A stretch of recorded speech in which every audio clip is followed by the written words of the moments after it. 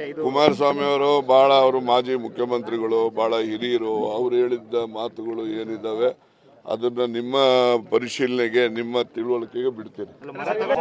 ಅವರೇನಾರ CM ಇದ್ರಾಗ ಮಾಡಿಸ್ತಾ ಇದ್ರೇನೋ, ಬೇರೆಯವರು ಮುಖ್ಯಮಂತ್ರಿಗಳು ಯಾರೇ ಆಗಲಿ ಆ ಮಟ್ಟಕ್ಕೆ ಇಳಿದು ಆ ರೀತಿ ನಡ್ಕೊಳ್ತಾರೆ ಅಂತ ಹೇಳಿ ನಾವ್ಯಾರು ಊಹೆ ಮಾಡಲಿಕ್ಕೆ ಸಾಧ್ಯ ಇಲ್ಲ.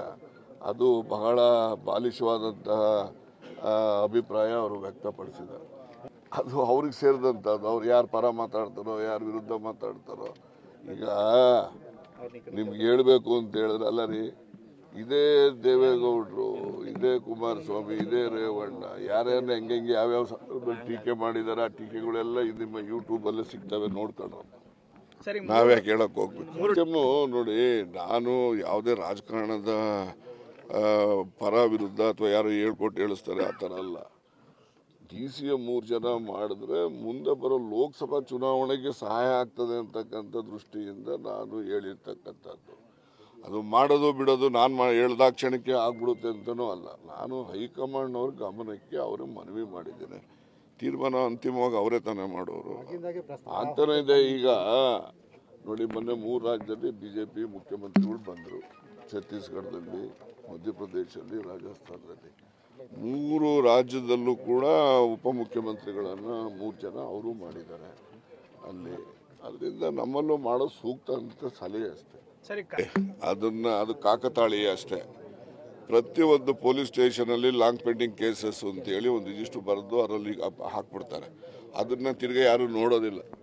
ಗೊತ್ತಾಯ್ತಾ? ಯಾವ ಪೊಲೀಸ್ ಸ್ಟೇಷನಲ್ಲಿ ನಡೆಯುವಂಥದ್ದು ಒಂದು ಕ್ರಿಯೆ ನಾನು ಹೇಳ್ತಕ್ಕಂಥದ್ದು.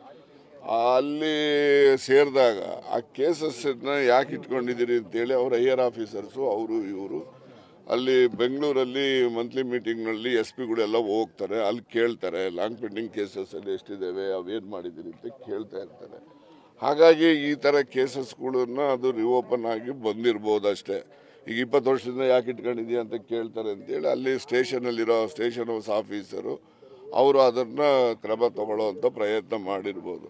ಅವರು ಆ ಪ್ರಯತ್ನ ಮತ್ತು ಈಗ 22ನೇ ತಾರೀಕು ರಾಮನ ಏನು ಅಯೋಧ್ಯೆ ರಾಮ ಮಂದಿರ ಉದ್ಘಾಟನೆ ಆಗ್ತಾ ಇರ್ತಕ್ಕಂಥದ್ದು ಈ ಒಂದು ಸಮಯ, ಅದೊಂದು ಕಾಕತಾಳೀಯ ಅಷ್ಟೇ. ಅದಕ್ಕೂ ಏನು ಸಂಬಂಧ?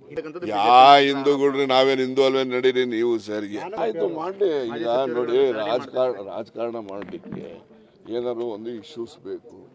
ಒಂದು ಇಶ್ಯೂ ಸಿಕ್ಕಿದೆ, ಒಂದು ರಾಜಕಾರಣ ಮಾಡ್ತಾರೆ. ಮಾಡೋದಕ್ಕೆ ನಾರ್ದೇನು ಆಕ್ಷೇಪಣೆ ಇಲ್ಲ. ಪ್ರಜಾಪ್ರಭುತ್ವ ವ್ಯವಸ್ಥೆನಲ್ಲಿ ಯಾರು ಯಾವ ಇಶ್ಯೂ ಮೇಲೆ ಬೇಕಾದರೂ ಅವರು ಹೋರಾಟ ಮಾಡಲಿಕ್ಕೆ ಎಲ್ರಿಗೂ ಹಕ್ಕಿದೆ.